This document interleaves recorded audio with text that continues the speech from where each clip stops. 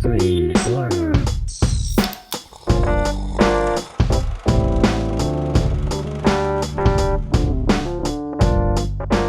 Hello and welcome to Screen Slurps, the movie review podcast where we discuss the good, the bad, and the savage in the world of cinema.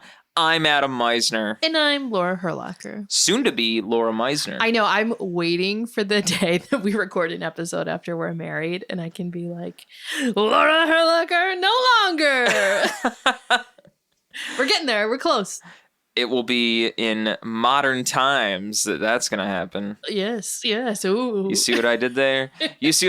Maybe you don't, listeners, but I know what we did there because this week we are talking about the movie Modern Times. That's right. I think it's the first silent film we've ever reviewed, right? Perhaps. Maybe it is. I think it's so. a very classic film, and by classic, I mean old. It is. But also in the sense that it's like up there on all these lists of like the best American films. Yes. And it's very much like a big deal. Yes, absolutely. I mean, there's nothing wrong with me saying it's an old film. I mean, No, it old, is. classic. I mean, they're practically synonyms. It's And- almost 100 years old. Yeah. It is old. Wow. Yeah, we are getting there. And if you ever go to film school or talk to someone who says they're knowledgeable about movies or is teaching you about movies you need to watch to learn something about movies, anything like that, yes, they're going to say you need to watch Modern Times. Or for that matter, they're just going to say watch movies that Charlie Chaplin has made or starred It's in. also kind of scary though, because I feel like parts of this movie that we'll talk about like predicted things that we do have in today's world.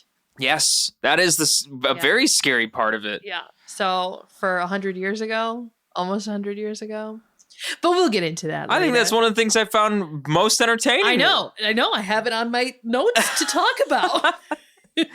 Yeah, so we'll be getting right into that when we start talking about this movie. But before we get into that, we are going to be talking about our side slurps. That's right. Our side slurps are some of the things we have done other than watch the movie of the week. Maybe we're watching some other crazy movies, maybe some television. Maybe we were just flying around Chicago, Illinois on those electric scooters that everyone's riding these days. I probably would. You know, sometimes when I see people riding those things around Chicago, I wonder, is they're in the bicycle lane, they're on an electric scooter, and I kind of want to yell at them like, hey, it's a bicycle lane. We're going to stay not a away from scooter that. lane. Yeah, no. We'd get hurt. So we'll stick with the car and walking. People use everything in those lanes anyways. You could use a skateboard. People run in those lanes. Run? Yeah, like joggers. Well, yeah. I mean, the bicycle lane is for literally everything. So Cars drive in the lane. you could push your child in the bicycle lane for that matter. So Anyway. what have you been up to this past week? Rant over. Yeah. What have I been up to? I mean, as we already said, you know, in the beginning, we're getting married soon. So I feel like so much of our free time is like wedding. Because we're doing a lot of the decor ourselves. Like all the planning we're really doing ourselves. So Adam and I are just, it seems like we just have these little projects that keep popping up that we need to get done for the wedding. So it's fun though, because we get to do crafts. And, you know, I'm a crafty girl. I love the crafts. So that's a lot of fun. And let's see. I think for the book that I've been reading this past week, I just finished Too Hot to Handle by Tessa Bailey. Not the TV show, also called Too Hot to Handle, which Adam and I are watching. That is one Trash TV at its strange finest. trash TV show. That's right. But I read a book with the same title that Adam had gotten me for Christmas.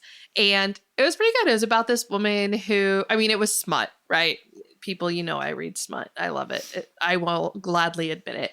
It's about this woman who kind of is lost in life and she goes on a road trip with her siblings and they're all kind of, they like fell apart. They don't really have a relationship anymore and they get stranded in this like desert town.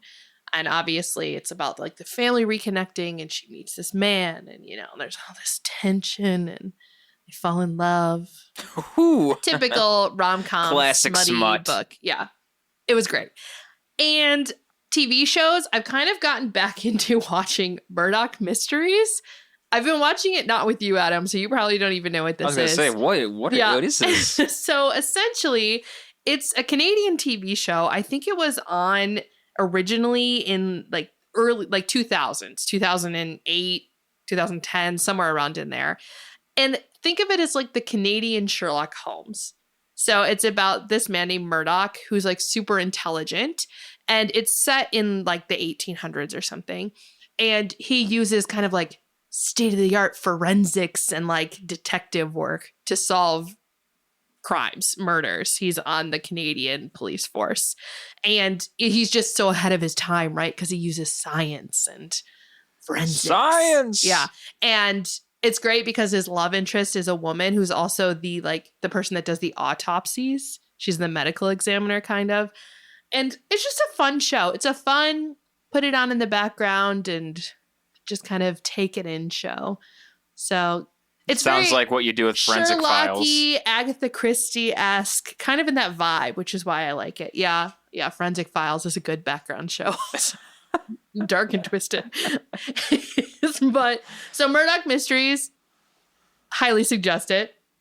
And then last thing, the thing that I have been obsessed with, and that is the Hogwarts Legacy game. I am playing it currently on the PS5. I'm playing as a Ravenclaw. I think I'm in like the last quest, so I'm almost done. But I definitely have a lot of side quests to still do. So I'm going to keep playing even after I finish because I kind of want to get 100% on everything. So it's great though. I love it. It's so much fun. I feel like it's a great game because it can be hard enough for people that actually play games like all the time. But then at the same time, if you're not a big gamer, but you just love Harry Potter, like you can play this as well and just kind of experience the world. And just the fact that they like rendered Hogwarts so well, so you're able to run around and you can like match it up with stuff from the books, how they describe how things looked or like different parts. You can see that actually in the game. Like you can tell the developers like really spent their time doing their research on this. And it's just so good. That is so wonderful. And, you know, I got to be honest, I didn't really read through much of Harry Potter growing up. You've never read Harry Potter. Don't lie to them. You've never read Harry Potter. I did read Harry Potter, maybe Sorcerer's Stone. It was when I was younger. I was going through one of the books, but pretty much died out. Yeah, I mean, I just made you watch the movies in the last like year. Yeah, I figured why not just go through the movies? I cheat the system, okay? Why go through all the books? 20 years late. Yeah. Why go through all the books as a kid when it's like read one of the books and just kind of have that falling out? I didn't keep going through it. I had bigger fish to fry when I was a kid rather than reading a lot of books, which were video games. Wow. What do you mean, wow? World of Warcraft. Yeah, well, that was one of the fish that I had to fry. I was literally frying fish in that game. But how are you feeling about the game, Adam? You've been playing it a bit. Are you enjoying it? A little bit. I'm certainly not playing it as much as you are at the moment, but it is a good game. You're playing as a Slytherin? I am playing as a Slytherin. I don't think I've even seen the dorm for you. I'll have to go. You'll have to sign on so you can take me there and I can look at it. Yeah, I think it's a very fun game. I think as an RPG game for a single player, I think it's great for what it's providing you to do. And if you really don't commit to the game, it can certainly go over your head a little bit because they do offer you quite a bit of stuff to kind of get into in terms of technically speaking. There's you really got to immerse yourself and start to understand the intricacies that they're really giving you with that game. Lots of stuff with the map and fast traveling and things like that, and the side quests. There's bits you haven't even got to yet. Exactly. Like you get your own room you can decorate. Right. You get to capture beasts and you get to keep them in like their own spaces also. Right. You haven't even gotten to any of that stuff. And then there's more to that, and there's, you know, like I was saying, the side quests. There's the main storyline.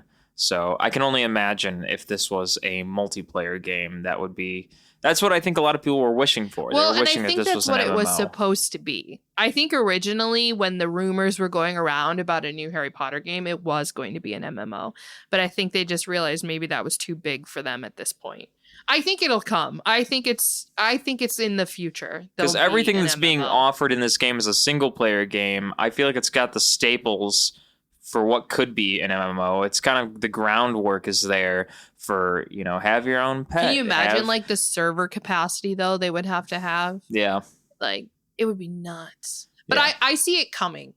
I've heard rumors that they're already looking at a sequel game, and maybe that will be an MMO. Right. And if this company doesn't do it, I feel like a company with a much larger amount of money perhaps would just put an offer out and be like, can we buy all the rights for this from you so that we can games. Yeah, maybe something like that could happen, We shall see. Just a thought. Yeah. That's it for me, Adam. That's all the side slurps I had on my list, so you can go ahead and delve into yours. Ooh. Well, I gotta quench my thirst here, so I gotta open that first. It's a Coke. It's not a Coke beer. Zero. Coke Okay. Zero. We're watching our figures.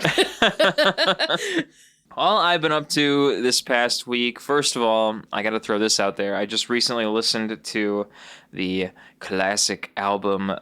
It's classic only by my own definition, but Herbie Hancock's album, Mr. Hands, which, if you don't know what the hell I'm talking about, That's the title. I hardly do too. Yeah, it's called Mr. Hands. That sounds inappropriate. It sounds...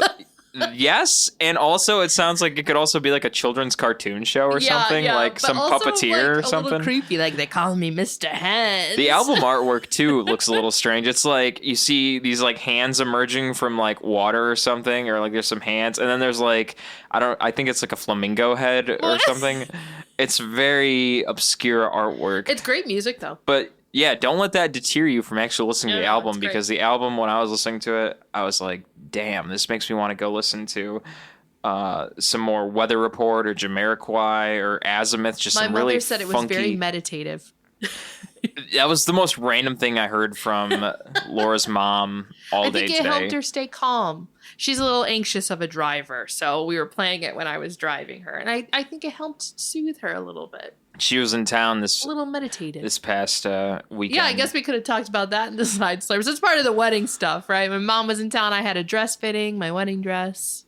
And then, just to calm her down, we played Herbie Hancock's Mr. Hands. Mr. Hands. I wasn't expecting her to say that it was meditative music. I can see it, though. But I guess I can, too. It was just, this really jazzy, soulful, kind of like electronic synthesizer. Like, and yeah, it is very cool. The album just really I don't know. It just really, the first time I listened to it, I was like, wow, this is really blowing my mind.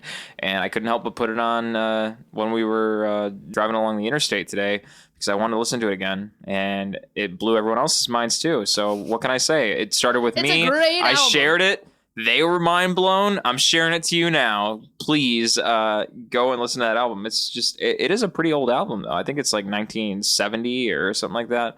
But it was really cool. So, again, it makes me want to listen to some more funky, jazzy soul music, of course, but, I didn't even realize that one was just, hidden there until I listened to it recently. So other than that, I have been writing and playing some more funky music of my own, trying to get the juices flowing in my mind. And on my keyboard, I've been trying to experiment with some new sounds with electric keyboard, things like that, playing with some different flanger and phase shifter effects and things like that. It's all about just trying some new ideas, I think. Flanger. What is a flanger? Yeah. It's an effect, not the same as a phase shifter, but I would say my best suggestion would just be looking up like a flanger. I can't really give you a very well-defined definition on what a flanger is. What it does. You'll play it for me later. I will. Yep. If you're not sure what a flanger is, definitely look into it. But it's Google very it. cool. Yeah, it's cool. I guess my off the tip of my tongue, kind of comparing it to like a tremolo a little bit, but it's not the same as a tremolo. All There is these like a words you're saying flanging- mean nothing to me, so it doesn't help. Well, my apologies. No, you don't have to apologize. I just don't know. I don't know what a phase shifter is. I don't know what a tremolo is. You'll have to give me a little music lesson later. Ignore my stupidity.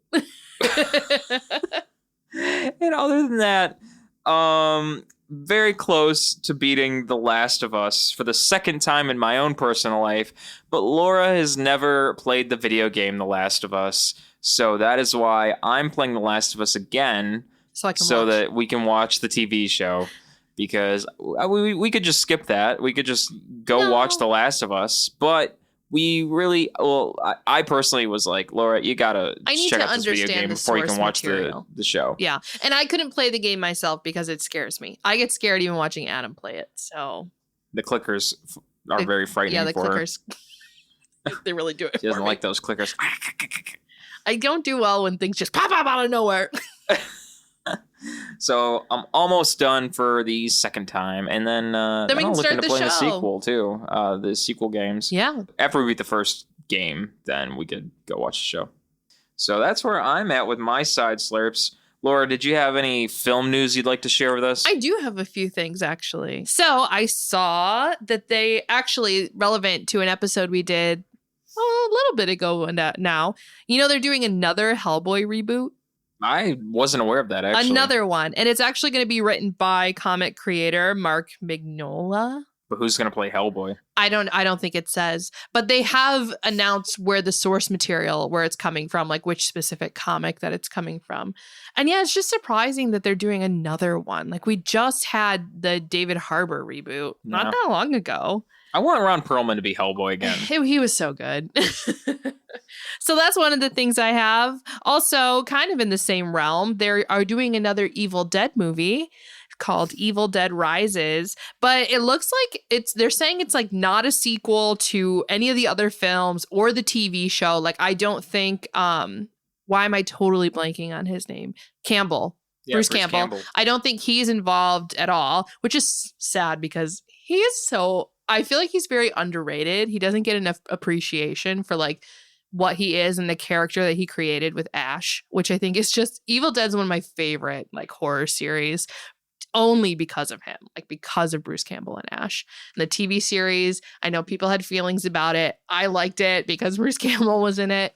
So it'll be interesting to see this new Evil Dead Rises and kind of what that will be like. Yeah, for sure. And then just another funny thing. So, one of the things people are talking about is the new Winnie the Pooh Blood and Honey horror film. And I really want to go see it. It's not streaming yet. So maybe I don't know if we can see it in theaters though, Adam, because I might, scream. I hope so. But the director has said that he wants to do a similar thing with the Teletubbies Oh, and man. Teenage Mutant Ninja Turtles. I'd go see the TMNT one. So let's keep an eye out. Teletubbies I could totally see being a horror film. So yeah, I just thought that was an interesting little tidbit of news. that would be freaky. And apparently, and I'm not making this up, this is quoted from numerous sites. This is real film news, but apparently Warner Brothers plans to make more Lord of the Rings movies. I did see, yeah, they have just been announcing that. So Listen up. I want a rom-com set in the Shire. Like just a nice, happy rom-com with hobbits. I mean, I think you could make something like that yourself. Maybe that's the book I should write. There you go. The wheels are a-turning. The wheels on the bus go round and round now. The wheels are turning. No, Ooh. you know how happy that would make me, though, if they made a movie that was just this happy, very whimsical, like practical magic-esque set in the Shire with hobbits. And like, there's nothing really that bad going on. Oh, I would die. That's all I want in life. Or something like the Eye of Sauron isn't going to destroy the world. It just makes people fall in love. It like when it looks at you. When it looks at you, you're it's like, oh no. And then you're like, this person is my match, my Yeah, soulmate. and you can't stop, but it's like a love of murder or something. So it's a love of murder. yeah. So you think it's gonna be like love, like they're committed to you so much that like they just can't stop loving you. So it gets to the point where it's like love to the point of like they're gonna murder you. Oh, wow. It's a very intense commitment. Wow. But I am interested to see what the movies are that they will make. Like the Hobbit series kind of focuses on dwarves a bit. So maybe they'll do something more with elves. But the elves are kind of prominent in the TV series they just did. Mm-hmm. I don't know. I'm interested to see what they'll do. Yeah, I don't know. Or what's his face? Our movements aren't helping me. I'm sorry. Well, I was gonna say Dobby, but that's Harry Potter. But you know what I'm talking about. Gollum. Gollum, yes. They're very different. Well, we were already talking about Harry Potter, so I'm mixing and matching personality here. is very different. Visually, I get why you're making a comparison. Exactly. Smeagol. Smeagol. Smeagol. You can make the Smeagol movie. Oh, no. Smeagol. I mean, he's part of The Hobbit, too. And he's part of... No, we don't need any more of him. I want the Shire rom-com. It's the Smeagol rom-com. No. Okay. Other news that I had was that apparently Paramount is going to buy Ryan Reynolds' film Boy Band, or the script for his film Boy Band. I could see him in a boy band. So Ryan Reynolds, Ryan Gosling in a boy band together. But yeah, the production, he's got a film in the air called Boy Band. So it's looking like it's all news, and we'll see if it's popping out or what's going on. But that's the news, is that Paramount's planning to buy Ryan Reynolds' film Boy Band. And in the news, it's stated that potentially Sean Levy from Free Guy and The Adam Project may also direct the film. Well, because he's worked with Ryan Reynolds Exactly. before, so that would make sense. Interesting. Yeah, and that's what I got in my news for this week. The news. And that's the news. Burr, burr, burr, burr. But that's like the NFL song, isn't it? throw a hard pass here to our film of the week. Sack that quarterback. Oh, God. Taking us right into the modern times, written and directed by Charlie Chaplin, starring Charlie Chaplin, Paulette Goddard, Henry Bergman, Tiny Sanford, what a name, and Chester Conklin, and many others. Cinematography by Ira H. Morgan and Roland, this is a tough one, Roland Tuthero. Edited by Charlie Chaplin and Willard Nico. Music by Charlie Chaplin. Now, I will come back to that because there's a bit more of that. But music... You notice how there's a lot of Charlie Chaplin going on here. Yes. I feel like this man was a little bit of like a crazy perfectionist. Yeah. And it seems like that he had to have his hands on like every little bit of his movies. I think so. I mean, well, I was reading that it took over a year, I think, to film this movie, which was long, considered long at that time. And it's just because he was so meticulous about shots and scenes and like doing things over and over and over again until it was perfect. So I do think that's also why he couldn't like give up control over, music and editing and like everything. And yeah, I guess going into the plot of this week's film, part talky, satirical, romantic black comedy film written and directed by Charlie Chaplin. Charlie Chaplin's little tramp character struggles to survive in the modern industrialized world. I think it's interesting, I guess I'll start with, that they call it a part talkie, but also say it is the last silent film.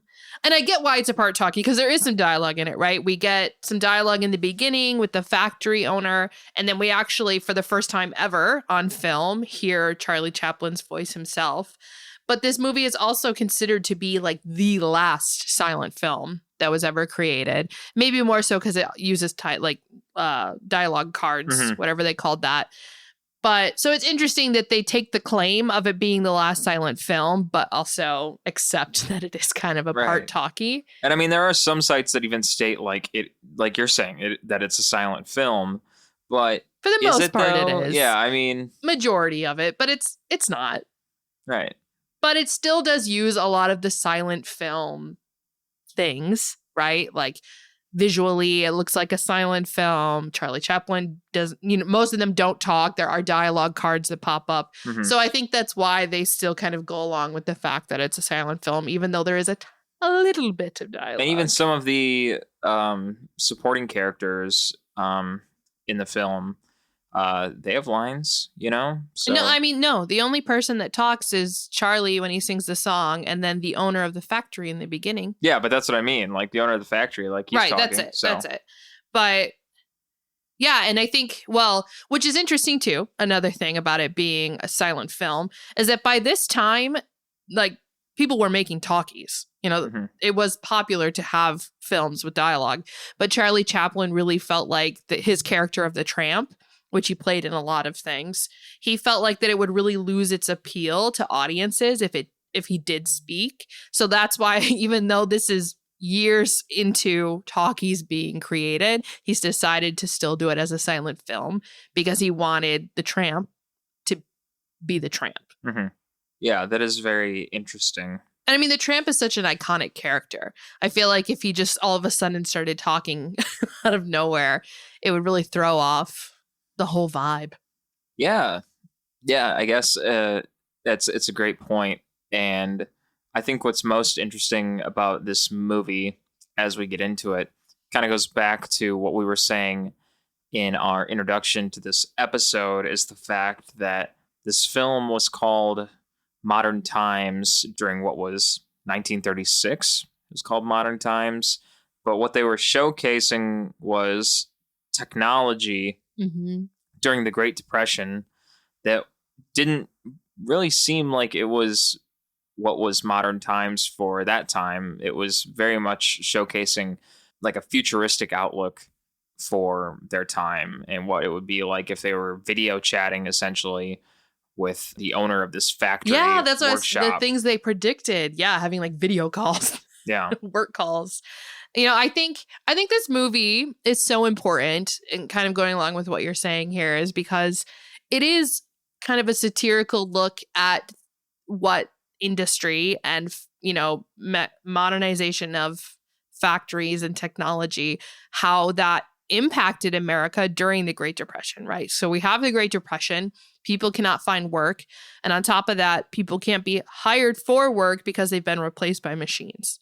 Like the machines are doing the work that people are doing. And that's very much what Charlie Chaplin was wanting to take a look at in this movie, is the fact that, yes, technology helps us in some ways, but in others, it's a huge hindrance because look at what it did to our country, you know, and what it did to our people. And he actually thought of this after having a conversation with Gandhi, which I thought was really interesting. Gandhi was really like lamenting on modernization and technology and what it's done to the world. And Chaplin was like, oh, yeah, interesting. Let's make a movie on this. Yeah. And it's such an incredibly valid point to make a movie like this. Even it was 1936, he makes a movie like this, like, if the world was, you know, controlled by machines and we're putting our people out of work, what a interesting situation. And we watch this now in today's time. It's almost, as Laura had mentioned earlier, it's almost 100 years later. But, you know, the coincidence, or maybe, I don't know if I don't want to say irony, but it's just kind of like, wow, look at the similarity that we have there, because it's like we are starting to hit these blocks now where we could pull up a Google, chat bot, or it's not. I don't believe it's Google, but there is a chat bot that you can download onto your phone at this point. AIs. Yeah, and you can ask it anything you want. It could write an entire essay for you. Yeah, you can have it solve any kind of problem for you. Essentially, if you wanted, you could be like, write an essay on Huckleberry Finn for me, and then I could turn that into a teacher, and that could be, you know, a homework assignment, but I may not have even read the book, but that's like, there we go. And could you write that essay with a little bit of slang and fliction and a couple typos? And then no, that's the thing. It's so, I mean, it happens again and again, right? Like, technology's good. It does a lot of good for us, but at the same time, there's bad to it. Exactly. It makes me think of Her, the movie Her, for some reason too. Like the impact that technology had on like human relationships and whatnot. Right. Everyone in that movie trying to hook up with AI. Yeah, a robot. Well, does everyone, or is it just the main guy? It's not everyone, but there's a guy, which in that case would be Joaquin Phoenix. Yeah, he falls in love with the AI. I believe there's an actress too in the movie. I'm trying to remember, but she. Well, isn't Scarlett Johansson the voice of the AI? Yeah, yes, but there's another person in the movie too, I think at the end of the film, who had been trying to hook up with an AI, and I think that's what the movie is left on. I haven't seen that in so long. Maybe we'll have to go back and watch that. It's kind of like the person in the end, I think, also had an unsuccessful relationship with an AI. That'll be our homework assignment. Yeah, now. Back to modern times. Our little tangent. So yeah, we talked a little bit about. I just want to reiterate again, like, this is the Tramp, who he's playing, is such an iconic character for Charlie Chaplin. He played it in a lot of things. This is actually, though, the last time that he ever portrayed the Tramp. So that's why this movie has a lot of these really long running like gags and sequences, because this was his farewell to a character that kind of created his career and made him who he is. So I don't know. I thought it was, I was interested to watch it, kind of understanding that it's him saying goodbye to this character that he's played for so long and that made Charlie Chaplin, Charlie Chaplin. Right. Yeah. And I think me watching this movie, it's just, I just still, I find it very interesting. Again, the fact that this is really just like a statement to society as a film. Mm-hmm. I always find it very interesting when a director or, a production company or something is making a movie that's, whether it's a truthful documentary film. That's one thing to be like, look, this is real life. Like, take a look at this film because this is very much a real statement. Or a production company making a fictional film, and it's like, this is my personal statement to be like, could you please watch this film and just think for a moment, this is what. Like a conversation. Yeah, exactly. To start a conversation. And I think it's incredibly interesting that Charlie Chaplin make a film like this to be like, look, like this is what I think the world is like. And I think, we should all, take a moment to take a look at this. And with this film from the very beginning, it's very much like piece by piece, scene after scene, we can see very much so that with Charlie Chaplin's character, the Tramp, it's a very interesting statement that he's kind of thrown in our face that we see in the resolution of the very ending. It's kind of interesting to see how that all comes in the end. But from the beginning, it's him as a factory worker. He's a very much struggling factory worker. Mm-hmm. One of the most famous scenes of him at the factory, as the factory is building up in terms of like speed. He can't keep up with all the pressure that's coming on him. Like keeping up with what the machine is. He's got a gigantic wrench he's got to fix these bolts with. And his body just constantly like twitches. He can't stop doing it. I got to say, as a comedy film, he is doing marvelously to make this physical comedy is his thing. Yeah. This is a very hysterical film. And I mean, this film, as we've already said, like it's very iconic. It's a cult classic. It's up there. But that scene specifically of like the factory was so influential in a lot of later works that came out. And I was looking it up, and like, so that assembly line bit inspired routines that happened in a Disney thing. And so it's called Der Fuhrer's Face, where Donald Duck is on an assembly line making artillery shells.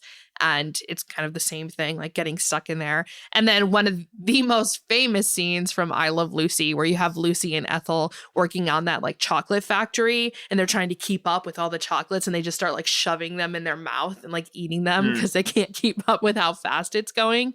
So I loved seeing that and getting that reference. I mean, like, oh, like I know that I Love Lucy scene. So then watching this movie and seeing that, and you're like, oh, this is where it came from. Yeah.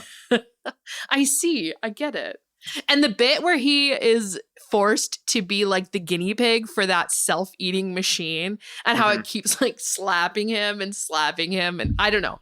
I thought it was great. I love that kind of like slapstick, crazy comedy. That scene in particular, like the food eating machine thing, whatever they called it, I thought was great. A great gag. Yeah, absolutely. And I think it's just crazy to see, where it goes from there with him starting off in the factory, because it all begins with him not being able to keep up with his peers that work in the factory. He's losing, momentum. He can't keep up. He eventually gets fed through the machine. That's another thing that looks very crazy. It goes into him being a guinea pig for the feeding machine, as Laura had mentioned, and inevitably he's pretty much losing his mind. And he has a bit of a mental breakdown, I'd say. Yeah. And he pretty much needs an intervention, and he gets sent to a hospital.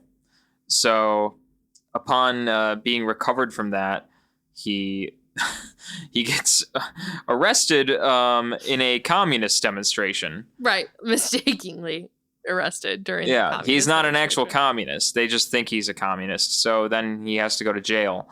And it doesn't end there, ladies and gentlemen, and all those in between. In jail, he like ingests cocaine, Yeah, he thinks it's food. And so he which eats is very daring for 1936. Because I was reading that, you know, back then they were the film, whatever, heads, whatever have you, were really strict about what could be portrayed in movies. And drugs were like, you know, you couldn't really show drugs in film. So it's kind of risky for him to have this, you know, alluding to cocaine within his movie. Mhm. I am surprised that they let it slide by. Right, but it's just when he's in jail, he just thinks it's, you know, this big thing of food, but it's smuggled in cocaine, and so he just gets this big block of cocaine in jail. And then after that, it's more physical comedy of him just going around the jail, just like all hyped up on cocaine. and he comes upon a jailbreak. Yeah, and he comes upon a jailbreak while hyped up on cocaine. And so these people that are trying to break out of jail are trying to shoot him. I gotta say, that's even more physical humor, because the guy who's trying to shoot him, he's literally like 2 or 3 feet in front of him and misses every shot. He's like shooting him, and the tramp ends up dodging each one, just boom, boom, boom. Yeah, dodging them, and then knocks the people trying to leave the jail unconscious. And the guy who's up against the other cell is being held by the warden, who's locked in the jail cell. And he grabs the keys, frees him out, and then he's all of a sudden the lifesaver of the day. Hero of the day. Yeah. This movie is a lot of, we've talked about before, kind of repetitive things. I will say this happens here too. It's always like he runs amok, he goes and crashes, you know, goes to jail, has a mental breakdown. And then he's free and it seems great and he's on a high. And then again, he runs amok, he crashes. You know, it's a lot of the same kind of up and down movement throughout this movie, but it makes sense for what the movie is. It keeps the gags like going. It keeps the movie flowing forward. For other types of movies, I feel like that kind of repetitive nature could be bad and like make the movie seem really monotonous, but I think it works for this type of movie. It's the interesting theme about this movie, though, and that's what I find very interesting about it, is because he gets out of jail after saving the warden. He doesn't want to get out. That's the thing. That is the exact thing that I wanted to point out, is that he saves the warden. The warden is like, you know, thank you for preventing this, you know, jailbreak. You're free to go. And he doesn't want to leave jail because, you know, in his mind, in the perception of the Tramp, Charlie Chaplin, jail is better than the outside world. He gets fed. He gets to chill. Yeah. He has housing. And like, jail's great. But he gets released. And so then upon release, he has to find another job. He has to take care of himself. But he keeps trying to get arrested. Exactly. So it's like as he's out, then we get introduced to another character that he meets. There's a woman that was stealing a loaf of bread, and she's almost arrested by the police. And so instead, the Tramp is like, oh, no, actually, I stole that loaf of bread. And they're like, no, it wasn't you. No, it wasn't you. Yeah. And he's like, shoot. Yeah. Darn it. Gosh darn it. I just wanted to go to jail. I just want to go back to jail. Can we have a little sidebar as we're being introduced to this young girl character, the orphan girl?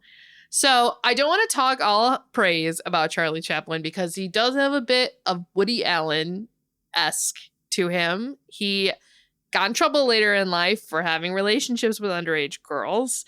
And this movie, I definitely got that vibe also. Like this girl, the actress, the way she's shown and portrayed, she seems like a child. And so it's a little bit strange that the Tramp and her have this kind of romantic relationship going on. And even in real life, the actress that played her, Paulette Goddard, her and Charlie were a thing in real life, were a couple. And he was 45 and she was 24 when this film was done. So he's a bit of a Woody Allen. A bit of a Woody Allen. And I was kind of uncomfortable with the fact that the girl was portrayed as this like young, naive little orphan child, and he was like a grown man that was romantically involved with her. That's my sidebar. Yeah, I mean, it was that's just what had happened in the time. So Sidebar. Don't like him or Woody Allen. But and unfortunately, that wasn't part of the film, so they couldn't do anything about it to put him in jail. So No, not in real life. But he tries to go to jail, and he just can't go to jail. Just can't do it. But he is finally arrested. yeah, he was working at a shipyard, I think, and he just wasn't performing his job well enough, so he got let go. Well, he caused the ship to like launch before it was ready or something. Yeah. Whatever you call it. But so he does eventually get arrested, and he ends up in a paddy wagon. I just like that name. A paddy wagon. Paddy wagon. He ends up in a paddy wagon with the girl. Ellen, is that her name? Okay. With the girl. And it crashes, of course, because what else would happen? And she convinces him, instead of going to jail, to run away with her. Live their life together. So off they gallivant to a department store. Yeah, so they're gonna flee the police together, and Ellen takes him to a rundown shack, and I find it very funny that articles define it as a rundown shack, but the shack happens after the department store. Oh, when they go to the department store? Yeah, the whole department store section happens even before the shack. So they escape, and the tramp ends up getting a job as like a night watchman at the department store. And really, him and Ellen go there in the night when it's closed and like live their best life. Like, look at all this nice furniture. We can pretend we live here. We can sleep in this comfy bed. And there's this huge scene with him roller skating blindfolded on like a ledge that I feel like is a really big thing, like a big sketch, what have you, for this movie. And that scene in particular, so him roller skating around, took over 8 days to film. And again, it was just him being very meticulous about how he wanted this to look.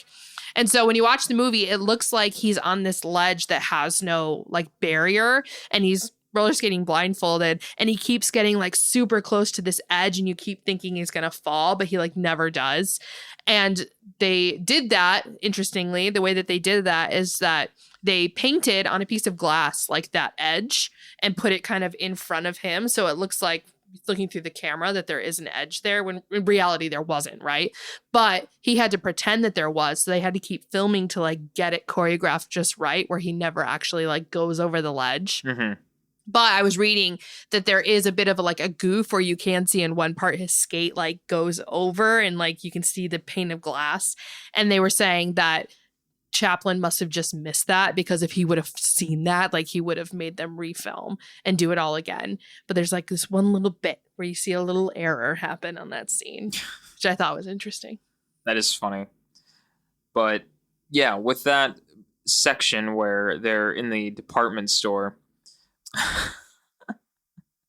there's a part where they encounter 3 burglars led by Big Bill. I couldn't laugh more when they have Big Bill coming in. Change my name to Big Bill. Big Bill, a worker from the factory, and who explains they're hungry and desperate. Now, they're people that are coming in there to steal. They're not just workers. They're coming in there to rob the department store.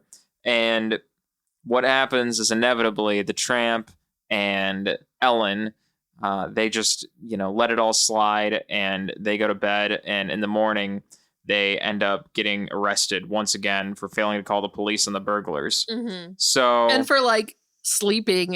Yeah, and for sleeping in the department store. Yeah.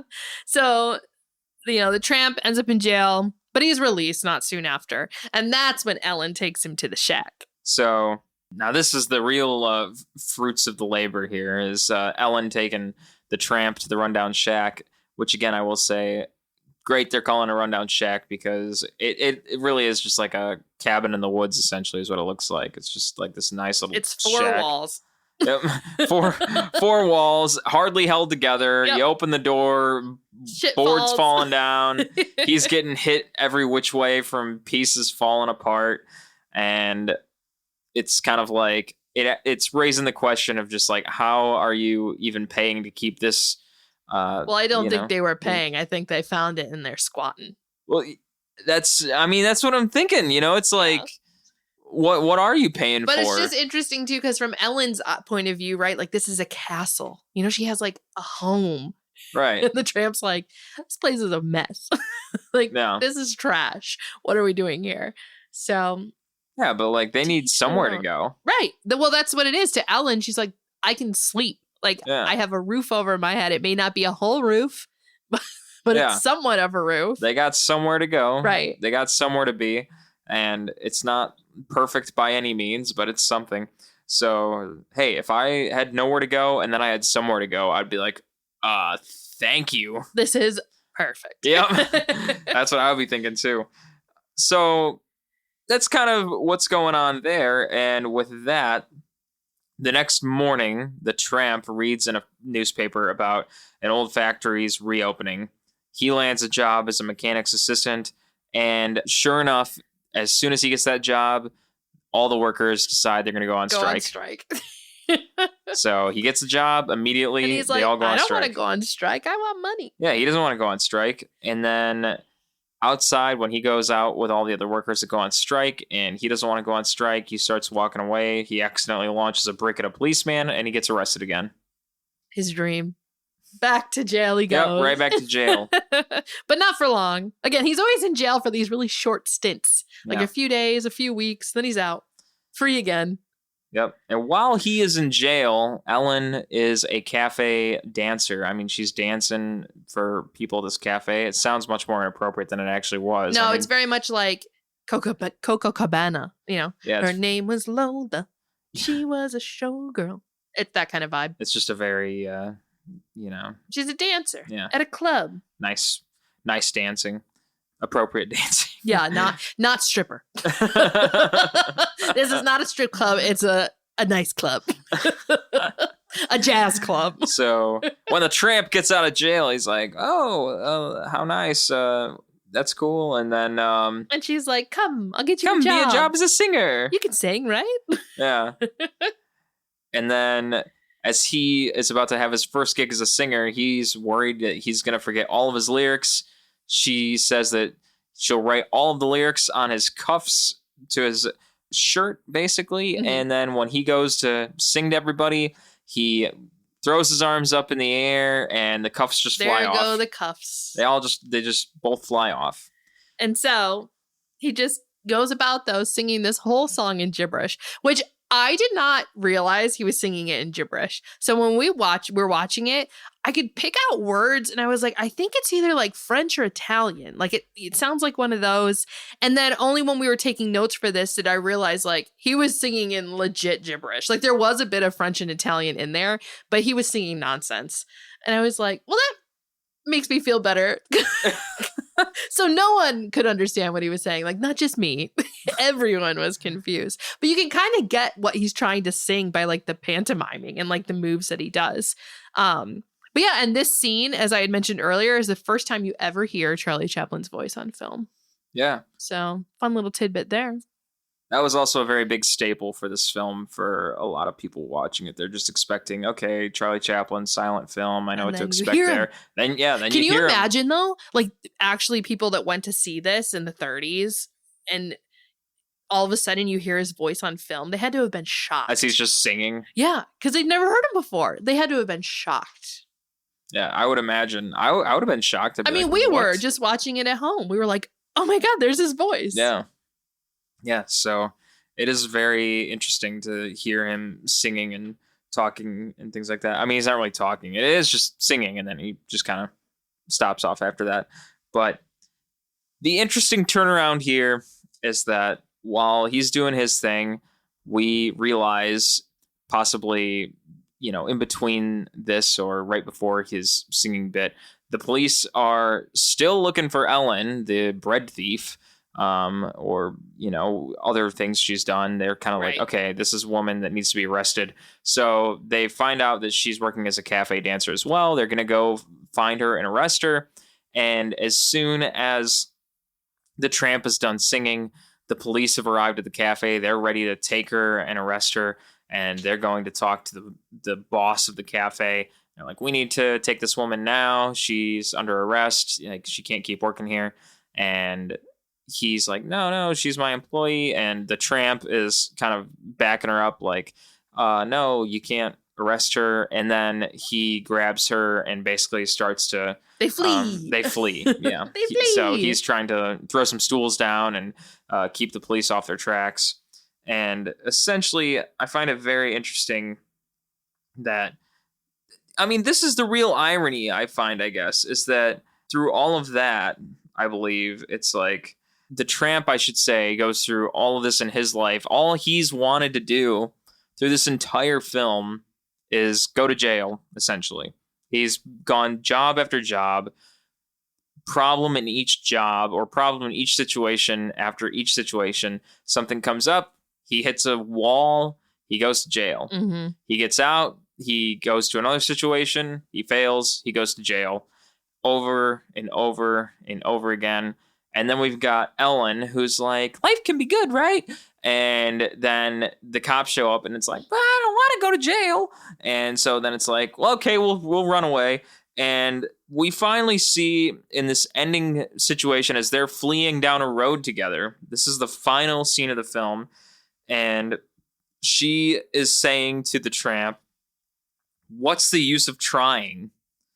And his response is, buck up. Never say die. Their roles have reversed. And that title card is the last title card ever, since this is the last silent film. Fun fact. Buck up! I mean, it's not the last silent film. Now. Well, now the artist came out. But Yeah. you know what I mean. It was the last silent film. Quote unquote, the last silent film. Quote. I liked that final shot of them just like walking down the road together. I thought it was a nice shot. But I mean, isn't that a little peculiar that it's kind of like, what's the use of trying? Like, why keep running away, huh? No, I And mean, then he's it's like, finally buck up, like, never say. yeah, he's finally realized like there's more to life. Than running from the Life cops. is worth living. I just find that very interesting. That it's like, didn't you want to go to jail this entire time? Like, And then he realized there's more he has to do. then go to jail. He's got to make more movies. Yeah, I don't know. I just find that very, very interesting. Very, I don't know. It's so strange that it's like, dude, you were trying to get in that jail cell this entire time. Mhm. That wouldn't have affected him in the end. I mean, it's just they were trying to take her. So Right. it's kind of like, But hey, he's like, man. no, I want you. You little girl, because I'm a creepy man who likes Oh my underage gosh. women. It's true. It's true. I'm gonna be fighting words over there. One more fun fact about cinematography before we get into the music, because I know that's something you wanted to talk about, Adam. But did you know that this film was filmed at silent speed, so at 18 frames per second, but then it's played at sound speed, which is 24 frames per second. And that just helps to make like the slapstick action and Charlie's like whole vibe even more like frenetic, right? And like frantic and whoop, whoop, whoop, whoop, whoop. That was very Three Stooges of me, but you know. That was very like Zoidberg of you. Doesn't the Three Stooges do that too? He's like, whoop, whoop, whoop, whoop, whoop.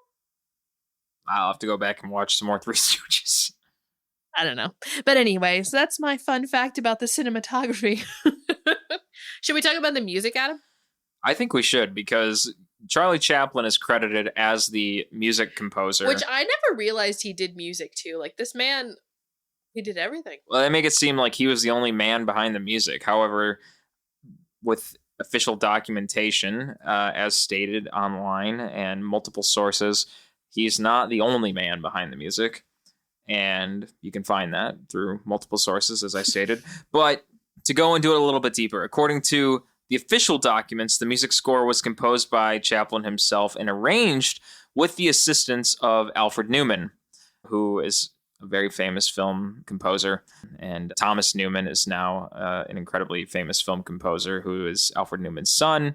And Thomas Newman has done things like American Beauty and Finding Nemo. And I think he also did The Green Mile. Mm-hmm. You can find all kinds of stuff by Thomas Newman. But Alfred Newman is more The Times of Charlie Chaplin. So, oh, that's not even the fun music fact that I have.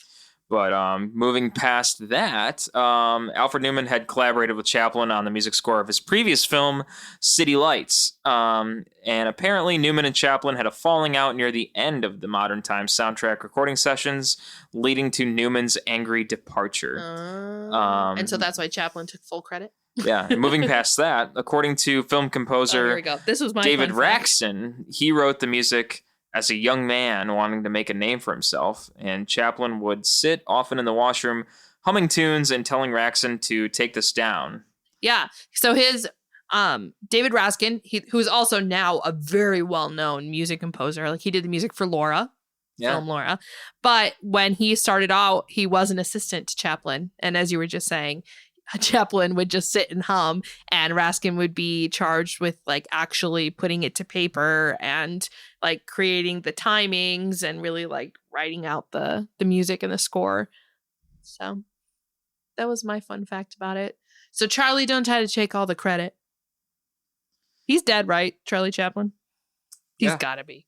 Yes. It does say that David Raxton did receive screen credit for the music arrangements. Oh, that's good. So he wasn't butted out.